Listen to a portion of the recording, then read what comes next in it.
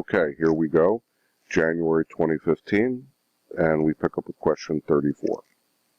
Okay, so for question 34, you've got to look at the pictures. They love to throw pictures and charts on. All right, let's look at this. War Production Board 1943, Office of War Information 1943. You should recognize by the dates. We are in the middle of World War II. All right, so what does this say? Free bomber trip to Berlin. Drop explosives on Hitler. You and other women can do it.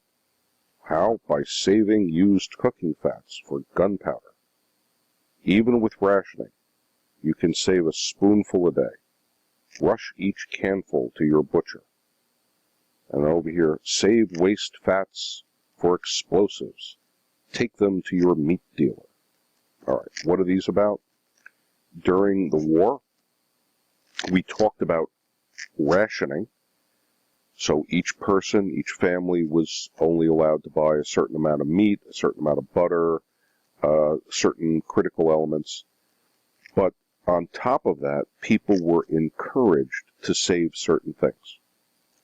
Kids were encouraged to save scrap metal. It was a big deal for that was the big thing in the neighborhoods. The kids would go around and go through all the garbage and go through all the empty lots and find every bit of scrap metal they could to bring it down. And there were local collectors, and they would, the idea was that it was going to be melted down and used for weapons. Great. They would save scrap paper to recycle it to do the same thing. And they encouraged families, mostly moms, because mostly moms are doing the cooking in those days, to save used fats. So when people would fry stuff in oil, or people cooked with a lot of lard in those days, margarine, that kind of thing, when you were done with it, you were supposed to, pour it out. Instead of pouring it down the drain, you poured it into a can, like you kept an old coffee can. And then at the end of the week, when you had a full can of this stuff and you went to go buy your meat, you also took the can down to the butcher and turned it in. And he collected this stuff, and the government would then collect the fats. It seems really stupid and weird until you realize that you use these things. You actually use glycerin, which comes from animal fat, to make nitroglycerin, which was what you use for explosives. Now, don't get the idea that you can go into your kitchen and, blow up the house using the grease out of the pan there. But that was, chemists could use that to turn it into explosives. So there we go. This was campaign posters to encourage families to do this. All right, so let's get to the question. These illustrations were used during World War II to encourage women to do what? Conserve household products to support the war effort. Pretty simple. They like to ask some kind of a question about that, about rationing. We talked about the fact that rubber and gasoline specifically were rationed, again, because it was all stuff that was scarce and that was needed for the war effort. Okay, after World War II, the legal basis for the criminal trials of German and Japanese wartime officials by the Allies was that these officials had committed crimes against humanity. Remember, we talked about the Nuremberg war trials in class. So we rounded up the Nazi leadership and the Japanese leadership also in the Pacific. Those trials are a little less famous, but they did happen. And put them on trial. And people say, well, what's the law? There's no international law. And the basis of the trial was, you don't need to write a law to say that waging an aggressive war against somebody else for no reason, starting a war, is itself a crime against humanity. That trying to wipe out an entire race of human beings is evil and violates something that's built into our human nature, natural law, if you like. So the Germans had tried to wipe out, of course, a lot of people, including the Jewish people. The Japanese believed that they were the master race in Asia, tried to wipe out the Chinese, among others. And so that was the idea. Crimes against humanity. 36. North Atlantic Treaty Organization. Formed in 1949. Primarily to do what? NATO is a military alliance led by the United States of the free nations of the world, and the purpose of it was what? Provide for the mutual defense of the member nations. Really, to provide for their defense against communism, particularly the Soviet Union. So we made this treaty, NATO, with the United States, Britain, France, the Netherlands, West Germany at the time, since West Germany was the free part of Germany, Italy, Spain. And we said, if you're ever attacked by the Soviet Union, all the rest of us will come to your aid. Part of the Cold War. Okay. We get to 37. Here we go. It is hereby declared to be the policy of the President that there shall be equality of treatment and opportunity for all persons in the armed services without regard to race, color, religion, or national origin. This policy shall be put into effect as rapidly as possible, having due regard to the time required to effectuate any necessary changes without impairing efficiency or morale. This is a famous order by President Harry Truman, Executive Order 9981. 1948, Harry Truman desegregates the United States military. Up until then, he had separate units of whites and blacks. Truman says, no more. From now on, a soldier is a soldier no matter what his color is. And this is 1948, so this is very early on. This is before the civil rights movement of the 1950s.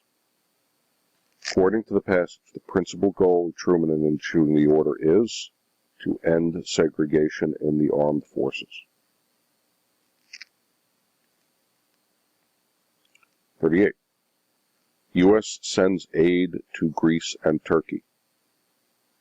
China falls to red communists.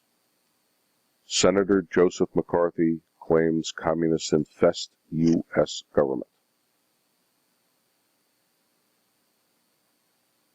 Which generalization regarding these headlines is most valid? So if you look at these, which of these is most true? The United Nations led the effort to contain fascism. That's not right. Nothing about the UN in here, and nothing about fascism. This is about communists. The United States returned to a foreign policy of neutrality after World War II. Well, here you have the U.S. sending aid to Greece and Turkey. So that's not true. Soviet Union assisted in the rebuilding of Japan. There's nothing about Japan in here at all. Cold War affected U.S. domestic and foreign policy. Yeah, Cold War is about U.S. versus communism. McCarthy claims communists in the U.S. government. Big witch hunt to find them. U.S. is sending aid to Greece and Turkey outside the country. That was to keep them from going communist. We were concerned about China now suddenly becoming communist, so number one is the correct answer. Okay.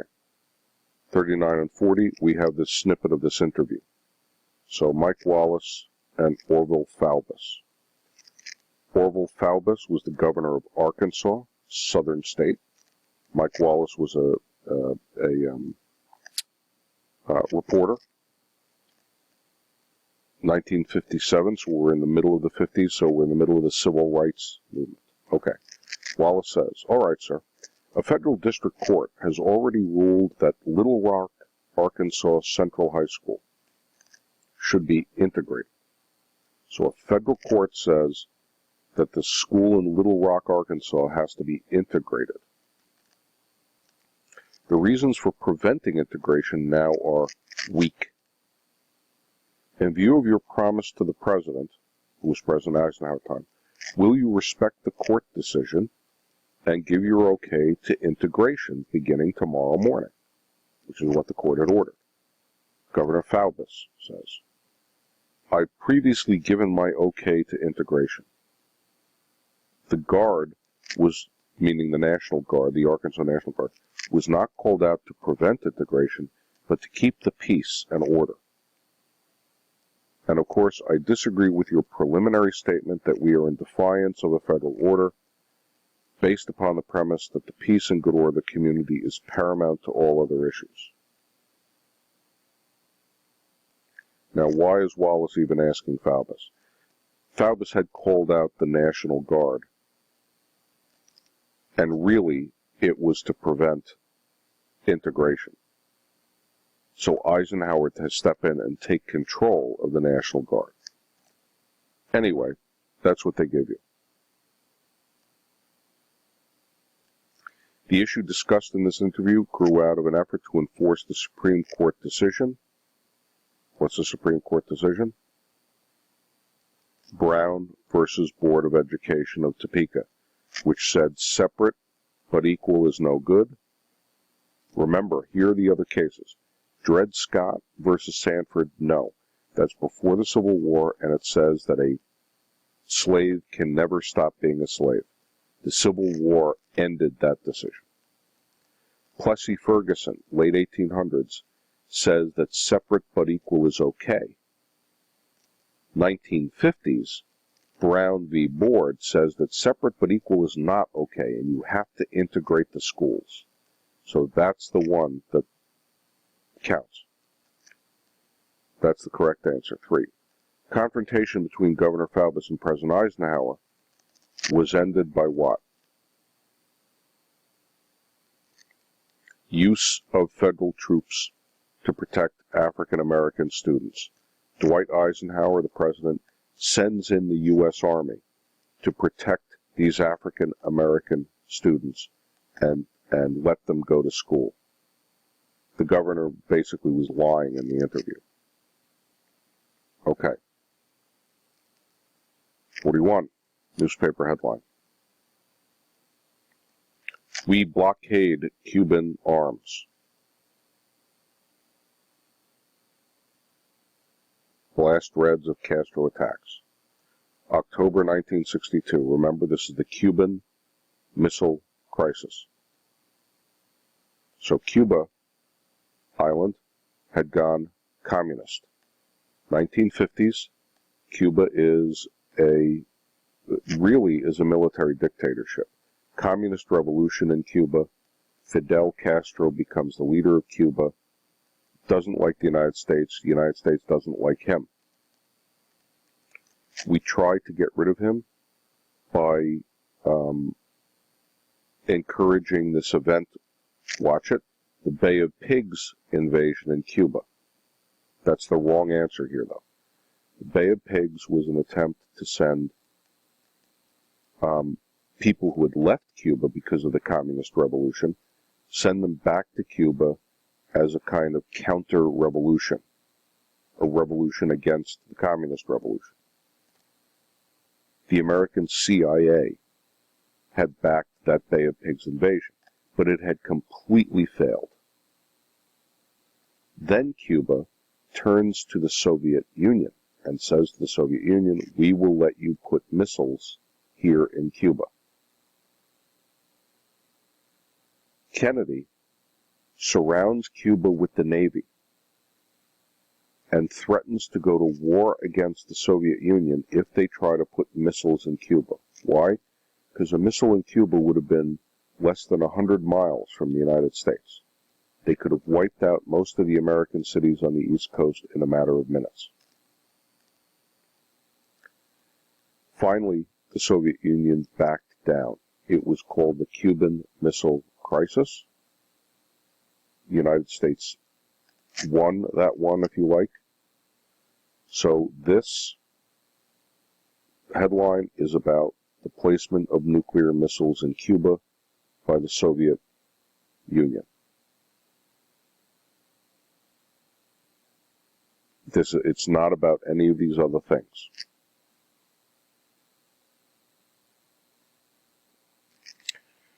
In 1943 to the 1960s and 1970s, Cesar Chavez tried to unionize migrant farm workers.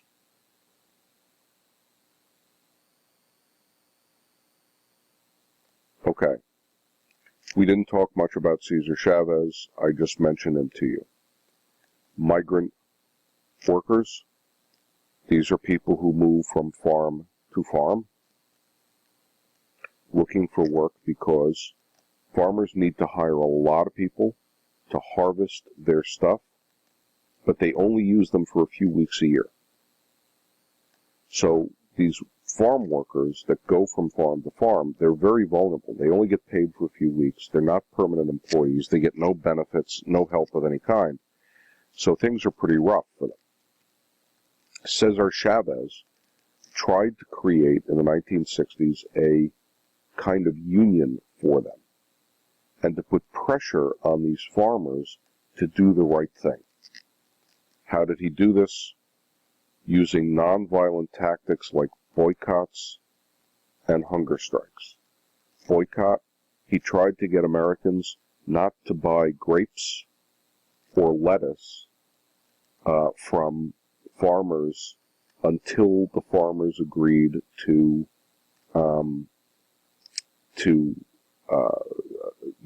put in certain rules, work rules, to make sure that their workers were treated properly. So you had, for a while, you had this boycott on lettuce and grapes. Hunger strikes, they would, Chavez would go in these public,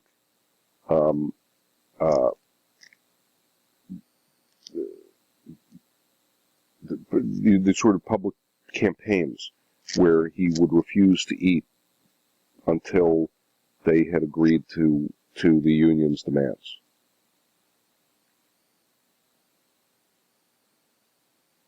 Okay. Question 44 here. We've got this thing. This is from Clark M. Clifford. This is a piece of a letter here.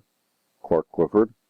And he signs it. Clark was the Secretary of Defense in the 1960s. He writes to the President. 65, so Lyndon Johnson is the President. Dear Mr. President, I believe our ground forces in South Vietnam should be kept to a minimum.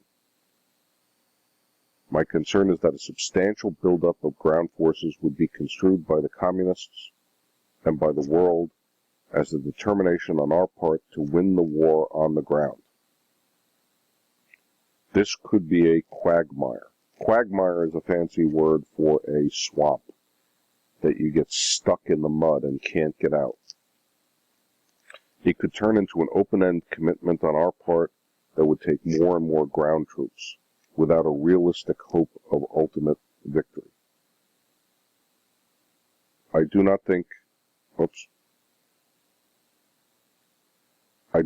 situation is comparable to Korea. The political posture of the parties involved, the physical conditions, including terrain, are entirely different. Okay. Now, who cares about this little note? 1965, we are very early in the Vietnam era.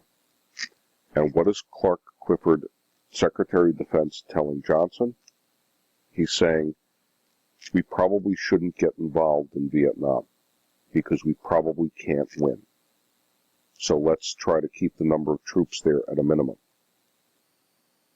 This is already in 65.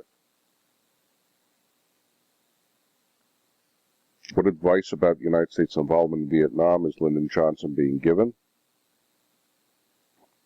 Increasing U.S. military commitment to Vietnam would be a mistake. That's what he's saying, if you read it carefully. Now, let's talk about Vietnam, just briefly. What does Johnson actually do? Just the opposite of what he's advised to.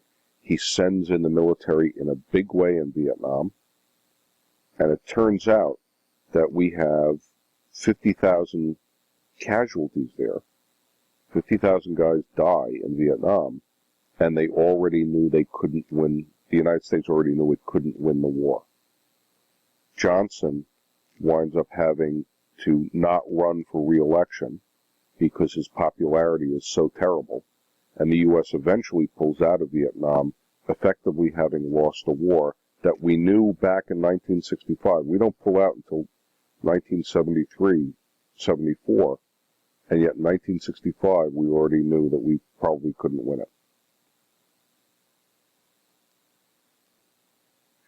Okay, question 45 on the cartoon below in your knowledge of social studies. Strange, they all seem to have some connection with this place. Okay, so what do you got? There's a picture of the White House, where the president is. And what do you got? The bugging case, the Nixon fund scandals, intervention in ITT case. Okay. So what's that about? This is the 1972, the Watergate era. The bugging case they're talking about is Watergate. That is when the president secretly sent burglars into the Democratic National Headquarters to plant bugs, listening devices, in the telephones and offices of his political enemies, using the CIA to do it. The Nixon fund scandals really is also talking about Watergate. The guys who did the burglary were paid out of the Nixon campaign fund in a secret fund that nobody was supposed to know about. The ITT case we didn't really do. I don't expect that you would know it, but it was the ITT was a telecommunications company at the time that Nixon was sort of using the government to favor. The problem was that all of the footprints from these cases go back to the White House. Okay, so what's the point of the cartoon? The investigations that are the subject of this cartoon resulted in what? The eventual resignation of President Nixon. The Watergate scandals got so bad, he finally resigned from office because he was about to be impeached. Okay, number 46. Iran starts uranium enrichment program. That's what you do when you want to make uranium pure enough to make an atomic bomb.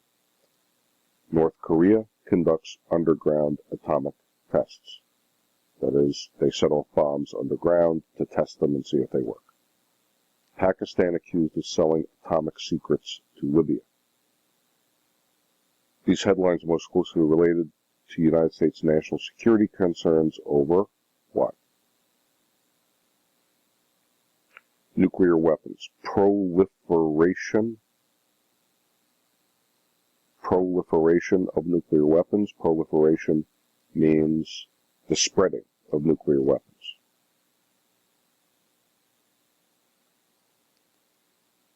Question 47. Okay, we have a quote from Bill Gates, the guy who founded Microsoft. Capitalism, demonstrated the greatest of the constructed economic systems, has in the past decade clearly proved its advantages over alternative systems. The information highway will magnify those advantages. The information highway they're talking about is the internet. It will allow those who produce goods to see a lot more efficiently than ever before what buyers want, and will allow potential consumers to buy those goods more efficiently. Adam Smith would be pleased. More important, consumers everywhere will enjoy the benefits. Adam Smith is the guy who gave us the theory of capitalism. What statement most accurately expresses the idea of this passage?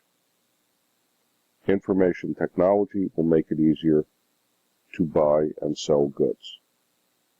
That's the simplest answer to this. I am assuming that you didn't have any trouble with this one. 48. The terms containment, domino theory, massive retaliation are most closely associated with the United States foreign policy to wage the Cold War. Containment was about containing communism where it was. We couldn't get rid of communism in the Soviet Union or China, but let's prevent it from spreading. Let's contain it. Domino theory was the fear that if we let one country go communist, the neighboring countries would become communist, and then the neighbors to the neighbors, the neighbors to the neighbors, and they would fall like dominoes. Massive retaliation was the idea that we would make the Soviet Union not use its nuclear weapons by making them fear that we had more. So if the Soviet Union had 1 missile, we had 5. If they had 100 missiles, we had 500. So that they feared that if they ever shot one off, we would be so able to completely destroy them in retaliation that they wouldn't even start the war. So that's the Cold War of the 1950s. Okay, now we got another chart for 4950. U.S. immigration, 1901 to 2000. So the 20th century immigration. Let's take a look. So you got how many millions of immigrants and the years. 1901 to 10, so these are in 10-year increments. So 10, teens, 20s, 30s, 40s, 50s, 60s, 70s, 80s, 90s. You see huge amounts of immigration in the teens, in the 1901 to 1910, 1911 to 1920. So the teens, it suddenly drops. Why? Well,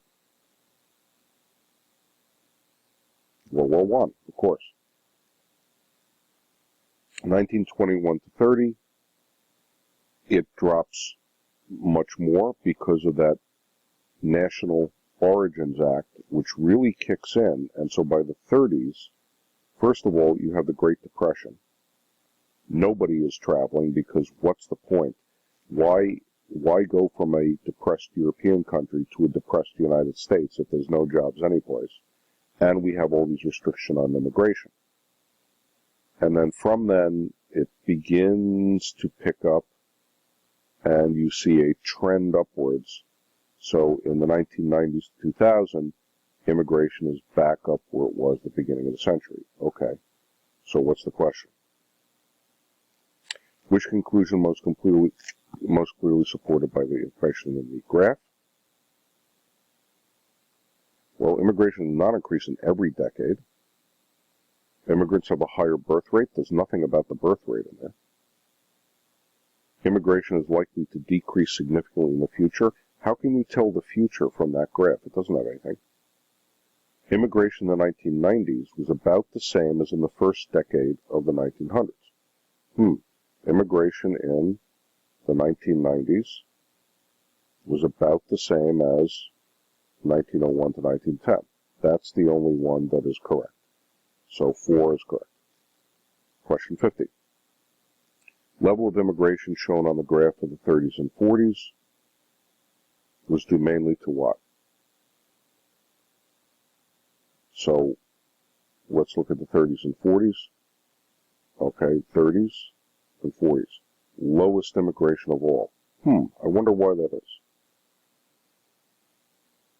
Lack of free land in the United States? That doesn't sound right. Improved political conditions in Europe? 30s and 40s. That's the age of Nazism. Nativist attacks on new immigrants? Well, you didn't have a lot of new immigrants there to attack.